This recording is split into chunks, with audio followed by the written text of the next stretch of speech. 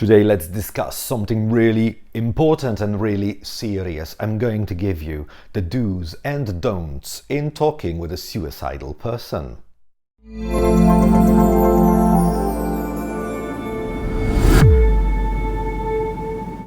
The National Suicide Prevention Lifeline offers guidelines for people like myself who work for a crisis hotline. Today, I'd like to share with you the do's and don'ts I follow when I speak to someone who may be suicidal. So here are some useful tips I use in my work. Number one is to be direct. When a person speaks to me about suicide, I am very direct. We talk openly and in a very direct way about suicide. There is no point in pretending that suicide is romantic and almost poetic. I don't use any flowery equivalents like ending it all or leaving this world or making the final step. Suicide is suicide. It's killing yourself. It's not romantic. It's not nice. It's not poetic. It's dirty. And it's usually painful. There is no point in softening it, as this could encourage the suicidal person to commit it. Number two is be willing to listen. Whenever I speak to a person that might be suicidal, I follow exactly the same rule I do working with my own clients. I am willing to listen and I allow them to express their feelings, whatever their feelings may be. And I accept these feelings. It's incredibly important for people who want to commit suicide, as very often they feel misunderstood in life, not accepted by their families and by their friends. I want them to know that I am here for them and my whole attention is focused on them only and no one else in the world. Another step is to be non-judgmental. I stay away from judgment, judging the person who needs help. There is no judgment in me whatsoever. I never debate on whether suicide is right or wrong from the moral perspective, or whether feelings that the person is experiencing are good or bad. I also try not to lecture the person on the value of life, as there is a huge chance it will not convince them. It is more likely that this moralizing could push them away from me, and this is something I really need to avoid at all costs when I provide support to a suicidal person. Another thing is to get involved. I do my best to show that I am really involved in the person's situation and I make myself available to offer my support. I show my interest in the other person's situation and I offer my support to them no matter what they have done.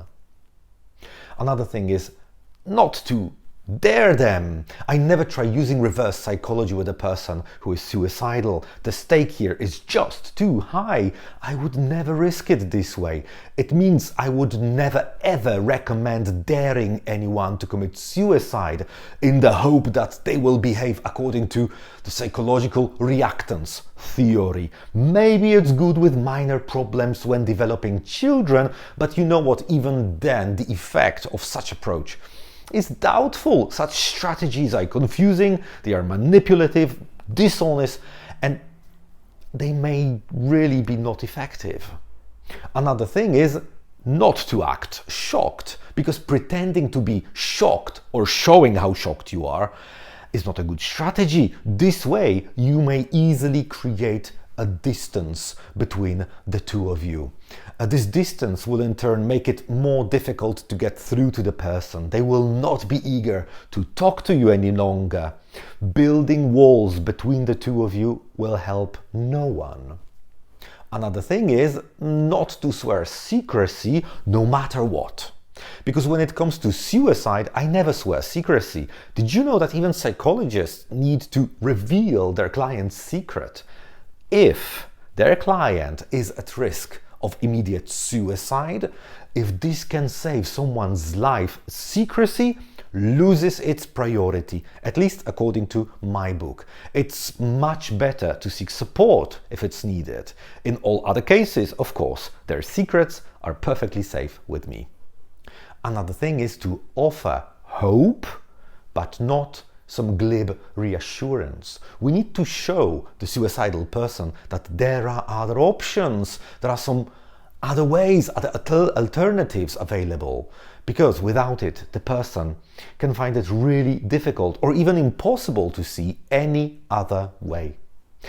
It's important, though, to stay away from some glib, insincere and shallow reassurance. The person may very quickly realize that we are lying to them, and they will stop trusting us. Another thing is to take action when it's needed, especially if I am physically in the same room as the suicidal person. Alright? So it's important to take action, to remove all means that can be used to commit suicide, like weapons, like ropes and pills. Perhaps it will not stop the person from committing suicide altogether, but at least it will slow them down, giving them a chance to have some second thoughts. And finally, and most importantly, get help. If you are not a psychologist who is trained in crisis intervention, make sure to contact one immediately. People specializing in suicide prevention are really well trained in maintaining a person that is at risk of a suicide. They have the skills, they need the experience, and if a person is in imminent threat of suicide, make sure to call the emergency number. I hope this video has been helpful to you. If yes, make sure to subscribe to the channel and I'll speak to you next time.